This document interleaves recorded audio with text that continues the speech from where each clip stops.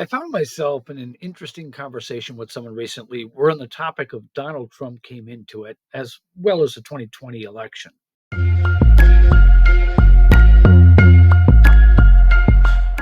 I told him that I sided with the opinion that there was strong reason to suggest that the 2020 election may have been stolen, although I did not assert that I had made that conclusion and firmly believed it. Strongly suspect and firmly believe are very different positions. But you support Trump, he said. That's why you think that way. I told him that idea could work both ways. You support Biden, and that's why you think it couldn't have happened. The reality is that my suspicions do not, in fact, come from my support of Donald Trump. Rather, they come from another place entirely: my love of country and my deeply seated patriotism. That's a very hard pill to swallow for most Americans who aren't at all on Trump's side because, of course, the media has portrayed anyone in the MAGA cause as Looney Tunes who are active in a cult like mentality. While there is always going to be a fringe faction in any political party or group, it rarely makes up the whole, but it certainly gets the most attention and somehow tends to be the main focus. Trump supporters are, by and large, simply a group of conservatives who support a leader whose values and ideas align with theirs. It doesn't make them loony. It simply makes them active participants in the political discourse who happen to have an opinion that differs from those on the left. By their definition, that mega is a cult. You could say the same thing about those on the left who support Biden. I told him, as an American above all else, I simply want to have faith in our electoral process. I think any American should ask questions and not simply accept things because their side won.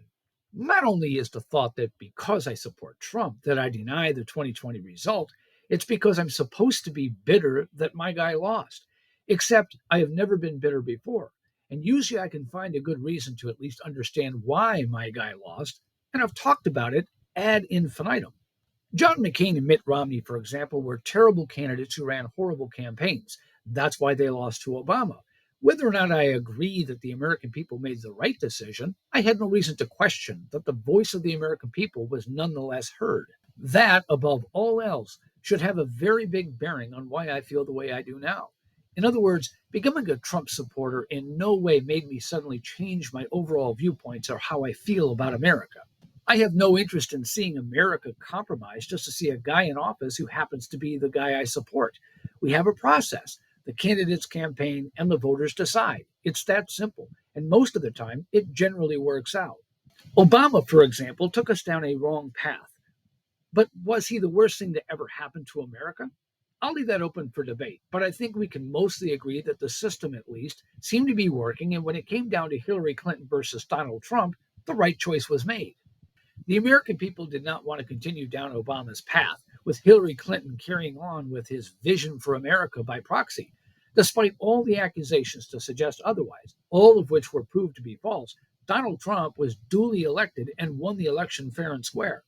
The point of this post is not to rehash all of the reasons why I think the election may have been stolen in 2020. The point is to make it clear that what I strongly suspect has nothing at all to do with my support of Donald Trump and has everything to do with my support of country.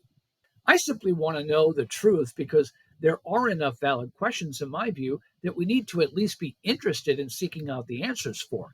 And I think it should be a concern for every American, regardless of who won or lost. Elections matter. They always have. Elections do have consequences, and there are enough examples in history that serve as glaring examples. But the worst consequence is to have someone in office who isn't supposed to be there, to have someone who may have been selected rather than elected. That's dangerous. It's a serious threat to our democratic republic. If we ever arrive at a point when we truly, as a people, no longer question what our government does just because our guy won, that's really the end of America. We can't trust our government and we can't trust the media. So what's left? It's up to we, the people. We need to be interested in ensuring that even if the wrong choice is made to lead us, that it was our choice to make the wrong one. I am not sure if I was able to change the person's mind in our conversation, but if nothing else, I was at least able to explain why I feel the way I do and why I think it is important to be cynical. It's not about winning elections in so much as it's about preserving this great nation and making sure that our government remains one that is by, for, and of the people. When our founding fathers set this country up, that was a core value, that the American people would be the ultimate curator of accountability against it. We cannot be that if the only word we accept is theirs. Hey, thanks for stopping by. And if you like what I have to say, go ahead and give me a share, like, and hit that subscribe button. See you on the next one.